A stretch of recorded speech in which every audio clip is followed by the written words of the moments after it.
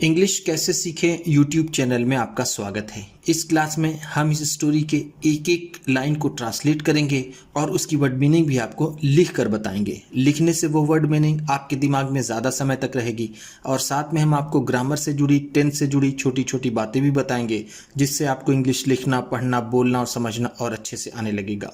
इस वीडियो में मैं एक एक वर्ड की मीनिंग साथ में लिखता हुआ चलूंगा, जिससे आपको पूरी स्टोरी अच्छे से समझ में आए और आपकी वोकैबुलरी, आपकी वर्ड मीनिंग और अच्छी हो। इसी के साथ आप कर दीजिए इस वीडियो को लाइक और मैं करता हूं शुरू। इंग्लिश रीडिंग, क्योंकि ये वीडियो ट्रांसलेशन के साथ साथ रीडिंग की भी है। Once a fox. वंस का मतलब होता है एक बार, एक बार। अ फॉक्स एक लोमड़ी, एक लोमड़ी। फॉक्स का मतलब होता है लोमड़ी। वॉज कॉट, फंस गई। कॉट का मतलब ऐसे होता है पकड़ ली गई, लेकिन यहां पर होगा फंस गई, क्योंकि कॉट कैच का सेकेंड फॉर्म है। कैच का मतलब होता है पकड़ना, वॉज कॉट है तो पकड़ ली गई।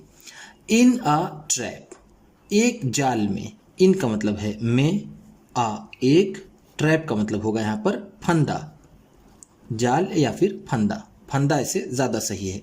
तो एक बार एक लोमड़ी फंदे में फंस गई।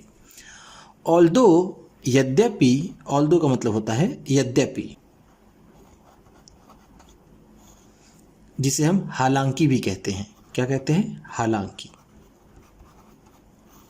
आफ्टर अ टफ स्ट्रगल, कठिन संघर्ष के बाद। आफ्टर का मतलब है बाद, टफ का मतलब कठिन, स्ट्रगल संघर्ष। एक कठिन संघर्ष के बाद। She said her self free. She का मतलब होगा उसने, सेट फ्री का मतलब होता है आज़ाद कर लेना या फिर मुक्त कर लेना। तो हम कहेंगे आज़ाद करना, आज़ाद करना। ये सेट फ्री साथ में है। हर सेल्फ खुद को, उसने खुद को आज़ाद कर लिया। बट नाउ, लेकिन अब। बट का मतलब है लेकिन, नाउ अब। She was with a cut off tail. She was वह थी, वॉज का मतलब था या फिर थी, ये फीमेल है इसलिए थी।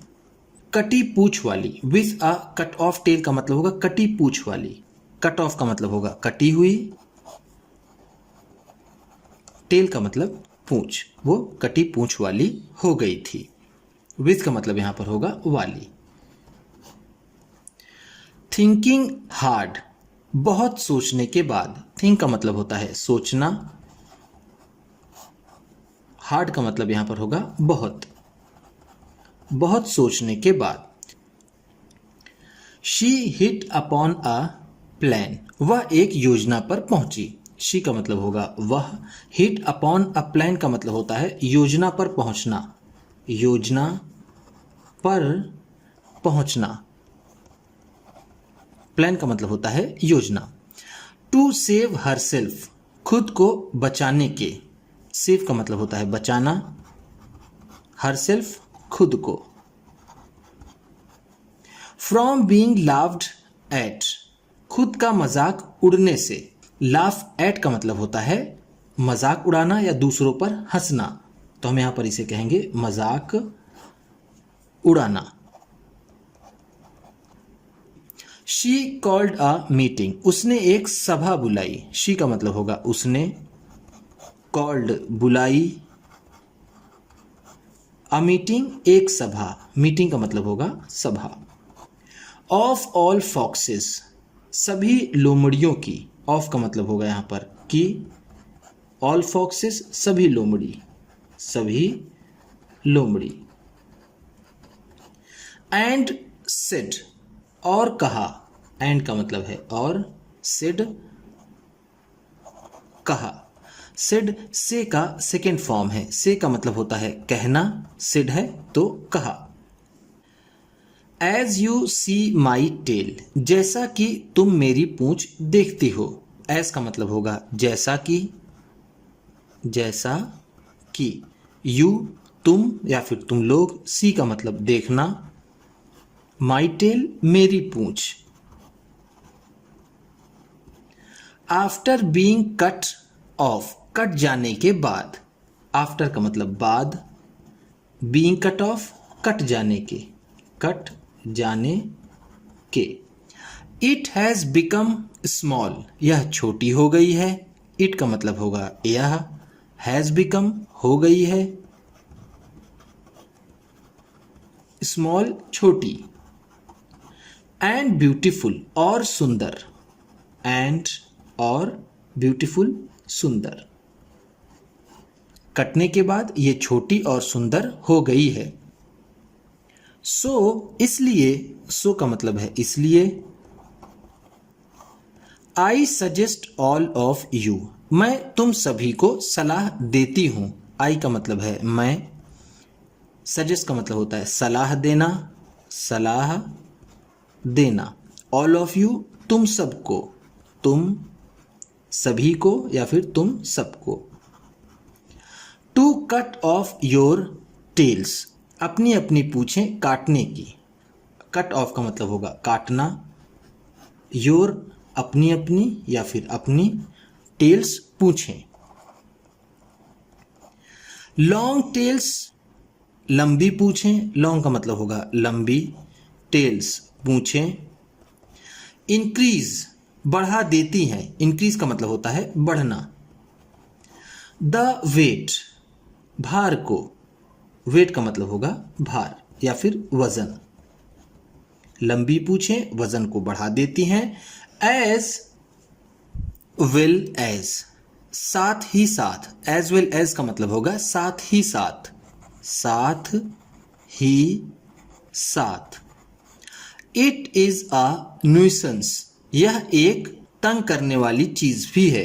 इट का मतलब है यह, इज है, आ एक, न्यूसेंस का मतलब होता है तंग या फिर परेशान करने वाली चीज, तंग करने वाली चीज।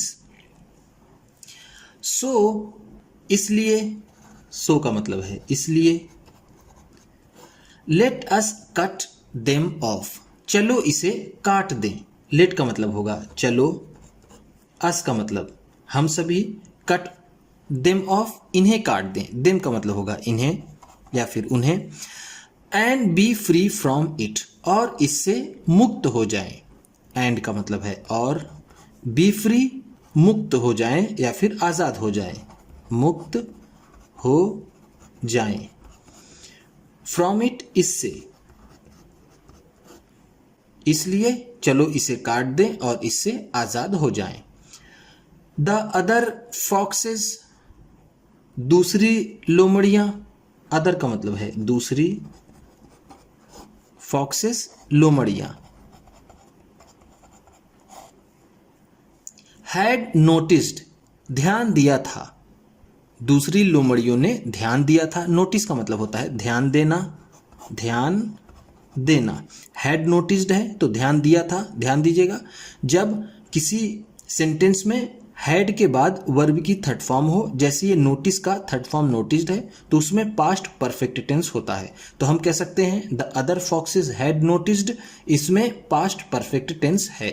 हर कट ऑफ टेल, उसकी कटी हुई पूंछ का, हर का मतलब होगा उसकी, कट ऑफ टेल कटी हुई पूंछ। दे लाफ्ड अलाउड, वो जोर से हंसी। दे का मतलब है वे या फिर वे सब। लाफ्ड हंसी, लाफ्ड लाफ का सेकेंड फॉर्म है। लाफ का मतलब होता है हंसना और लाफ्ड है तो हंसी। जिस सेंटेंस में वर्ब की सेकेंड फॉर्म यूज हुई हो वो पास्ट इंडेफिनिट टेंस होता है, जिसे हम सिंपल पास्ट भी कहते हैं।